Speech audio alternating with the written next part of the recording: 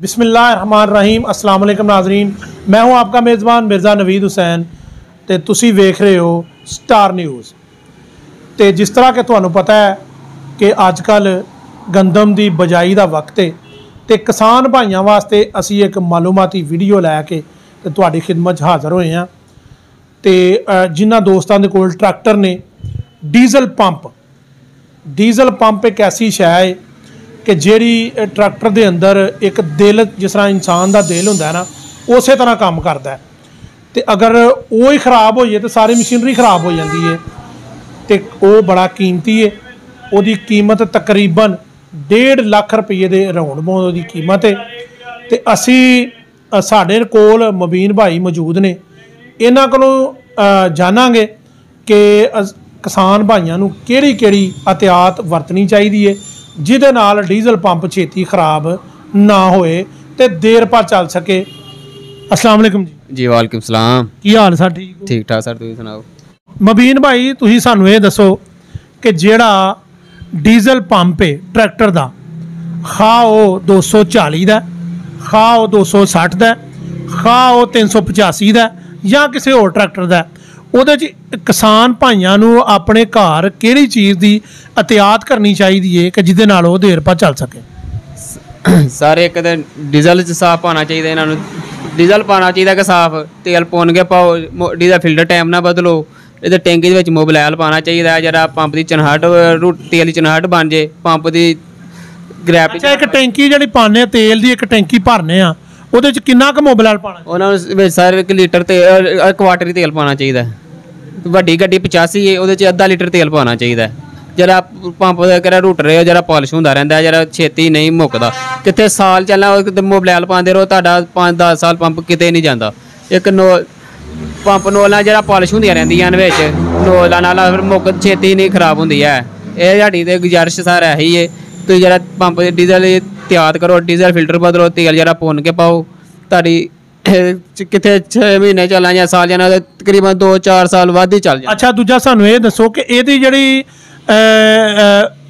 ਇਹਦੀ ट्यूनिंग है, जिस तरह ट्यूनिंग करने असी किसी चीज़ की, ਇਹਦੀ पंप की ते नोजलों की ट्यूनिंग होंदी है?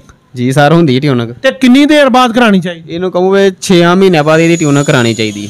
ਇਹਦਾ नोलां साफ कराओ, डीजल फिल्टर नाल बदलो, फिल्टर का गड्डियां दे फिल्टर बदलते हैं, गड्डी का साह खुल जाता है कि फिल्टर ही ना तुम बदलोगे गड्डी का साह घुटिया जाएगा।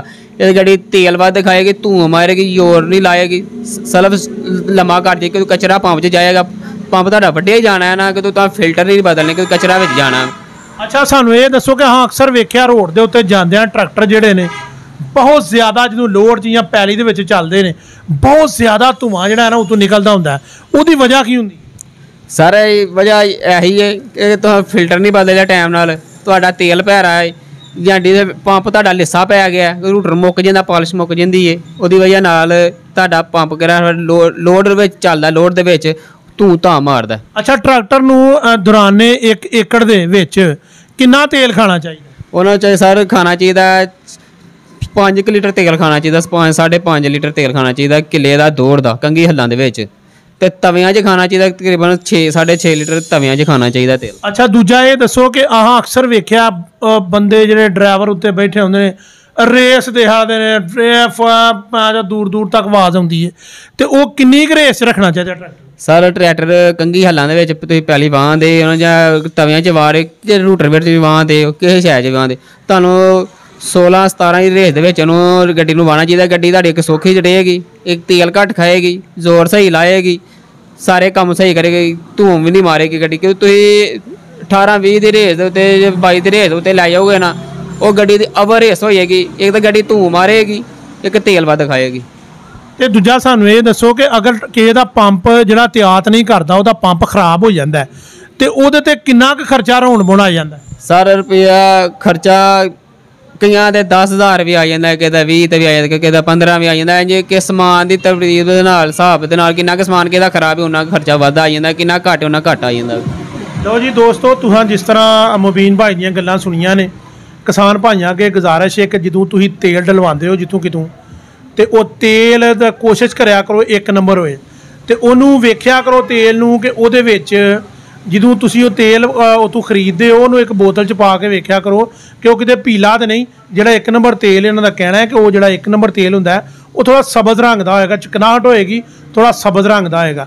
तो जो टैंकी भरांदे हो तेल की तो वो 1 क्वार्टर जिहड़ा ना मोबिल वो लाजमी पवाया करो, ताकि गड्डी नूं पंप नूं चिकनाहट मिलती रहे तो पंप छेती ना खराब होए। तो साडी तुहानूं वीडियो अगर अच्छी लगती होए तो इनू लाइक भी शेयर भी कराया करो, तो अच्छिया तजवीज़ भी सानूं दिया करो। तो ये नाल ही सानूं दिओ इजाज़त, एक नवीं वीडियो के नाल तुहाडी खिदमत च दोबारा हाज़र होवांगे।